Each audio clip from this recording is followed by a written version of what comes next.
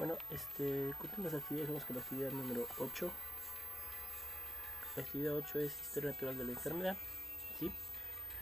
Entonces, en este tema es muy importante considerar, ¿sí?, cuáles son las enfermedades que tienen una historia natural de enfermedad propia y característica.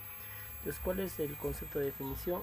Es la secuencia o curso de acontecimientos que ocurren en el organismo humano, ¿ya? ¿Frente a quién? Frente a una etiología.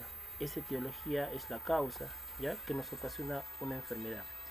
Esta enfermedad va a tener un desenlace en nosotros, en el ser humano. Este desenlace puede ser la curación total, por ejemplo, pacientes con COVID que se recuperen totalmente después de los 15 días. Puede pasar a ser crónicos, por ejemplo, ¿qué enfermedad? La diabetes, una vez que se diagnostica, no tiene cura, pasa a ser crónica, siempre la va a tener.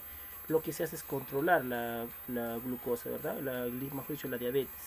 Se controla la glucosa con los controles de hiperglicemias, ¿cierto? Glucosa en ayunas, sea tratamiento de insulina, entre otros, ¿ya? O puede ser la muerte en algunos casos.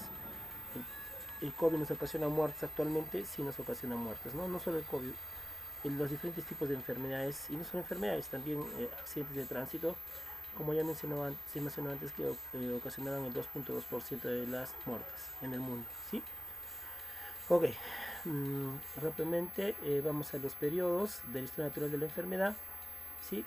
Como ven ustedes, acá hay un proceso, ¿no es cierto? Este es el antiguo, como se hacían las trepanaciones craneanas, ¿no? En la antigüedad se creía, incluso aquí en nuestra cultura, se practicaba esto para hacer pequeñas, para hacer curaciones, estos son los primeros cirujanos, ¿no?, en nuestro Perú, ok, y también en el mundo.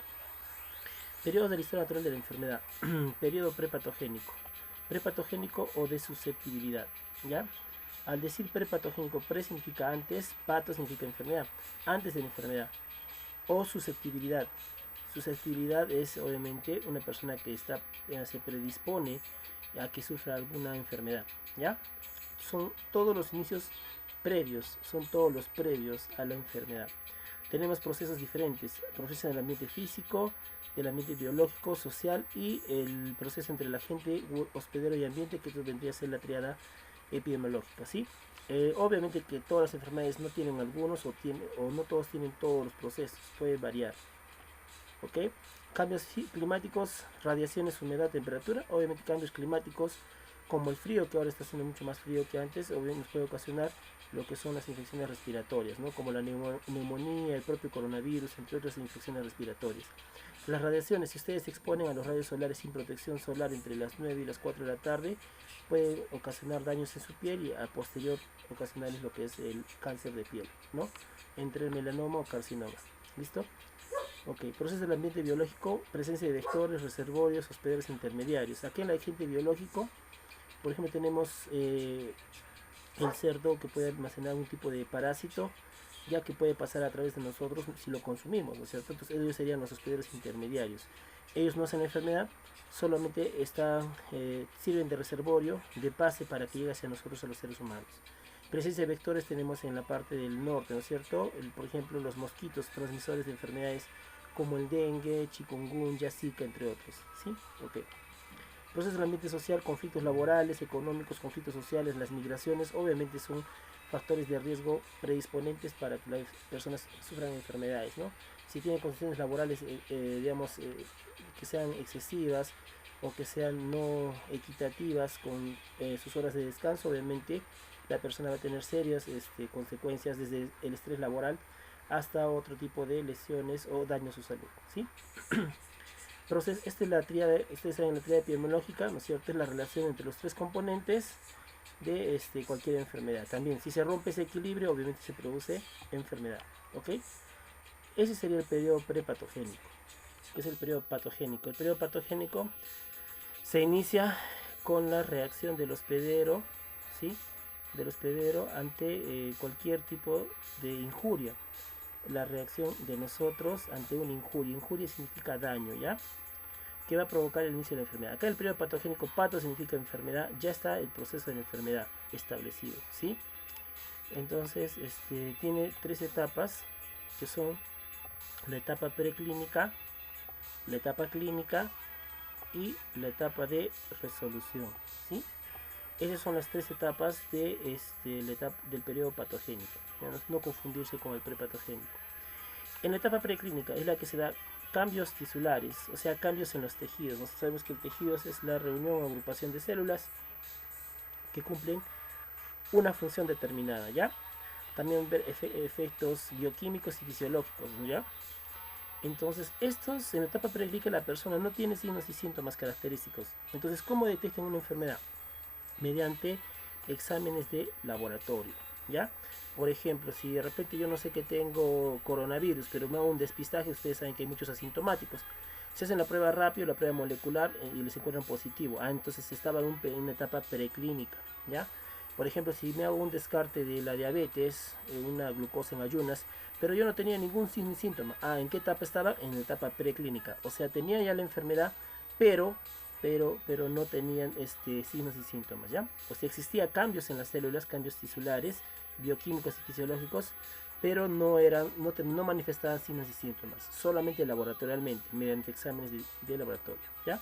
En la etapa clínica, en la que se da cambios tisulares, aparte de lo anterior, obviamente ya va a existir signos y síntomas característicos o más o menos típicos de cada enfermedad, ¿ya?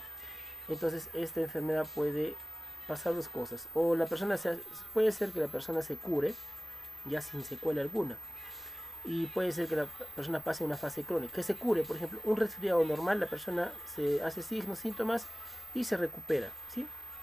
Cualquier otro resfriado. Una diabetes, por ejemplo, la persona no se cura, obviamente va a pasar a una fase de control, ¿no es cierto? Hay que hacerle seguimiento, fase crónica. Y una que deja secuelas podría ser, por ejemplo, un accidente de tránsito en el cual sufre múltiples fracturas, de repente algún tipo de artrosis, ¿ya? Producto del accidente de tránsito. Y la última etapa es la etapa de la resolución. En esta etapa la historia de la enfermedad, básicamente el paciente muere o sobrevive. Esas son las condiciones, ¿ya?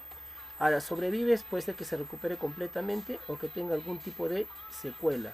Secuela es alguna consecuencia propia de esa enfermedad, ¿ya? Ok.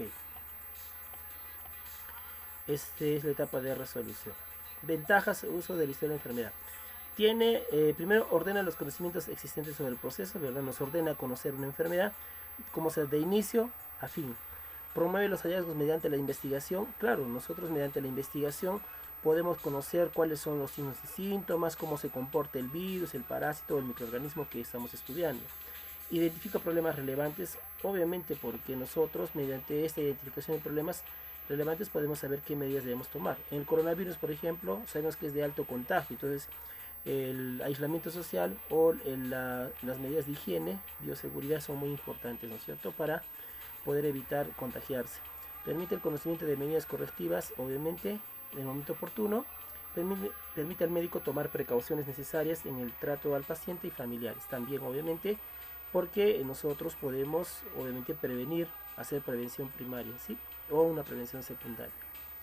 Listo, entonces lo que nos va a permitir historia natural de enfermedad es hacer un diagnóstico oportuno, porque obviamente conocemos la enfermedad y obviamente diagnóstico oportuno nos va a dar una respuesta rápida sobre qué debemos hacer para poder recuperar a la persona, ¿cierto?, en este proceso. Acá hay un pequeño esquema, historia natural de la enfermedad. Este es el periodo, antes de la enfermedad sería el periodo prepatogénico. Este es el periodo patogénico, que sería después en la propia enfermedad. Acá antes de la enfermedad se acuerdan que estaban los procesos, ¿no es cierto? Entonces todo lo que es atención primaria, ¿no? Todo lo que sea prevención. Por ejemplo, si una persona va por una consejería en educación sexual para prevenir, para no tener más hijos, entonces obviamente esa consejería es una atención primaria, ¿sí? Es un pre, porque obviamente no existe una enfermedad propiamente. El curso de enfermedad tiene horizonte clínico, que es el transcurso que debe pasar entre los signos y síntomas de cualquier enfermedad. El daño puede ocasionar muertes. Sabemos que hay enfermedades mortales como el ébola en la antigüedad, ¿sí? Daños, signos y síntomas, cambios tisulares, que son cambios en los tejidos, y periodo de latencia es el tiempo que demora la enfermedad para manifestar signos y síntomas.